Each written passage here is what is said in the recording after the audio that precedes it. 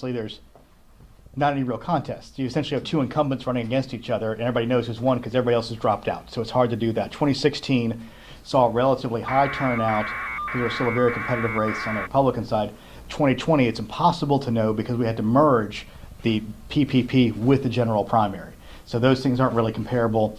And we really saw in 2016, in October 2016, then Secretary Brian Kemp implemented automatic voter registration, which helped to grow our voter registration pool, at the same time cleaning our voter registration lists. So elections prior to that, it's hard to do even percentage-wise turnouts because it's essentially a different environment now in the state.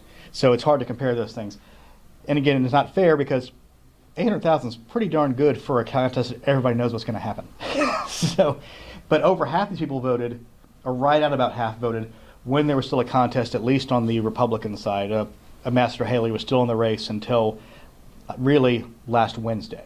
So there is a period of time where we're voting in an active election, and that's where the majority of voters probably cast most of their ballots. Quick Yes, question. There's some person has said he's been trying to mobilize Democratic voters to leave blank ballots or something like that as a protest vote. Is that something that you would be able to determine? If not tonight, then later in the week? You should be able to get through it through most of the reporting at a minimum by Friday, but a lot of it will be visible tonight because you will see ballots cast. Now it's to be a little messier because ballots cast doesn't say Republican ballots cast and Democrat ballots cast. You're going to have to kind of figure out a ballot cast and then look at the overall votes in each one of the things.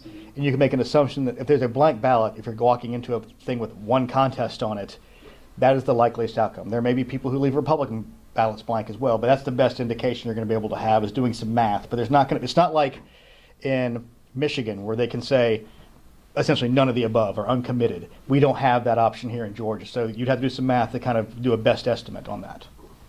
What else? Everybody's happy. This is great. There's no drama. We're saving all the drama for later elections.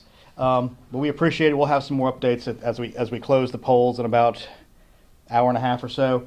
Again, we expect it to be smooth. We encourage everybody to please get out and vote. You have an hour and a half left. Even if you don't think it's important, it's always good to make your voice heard. So thank you all and have a great day. Yes, sir.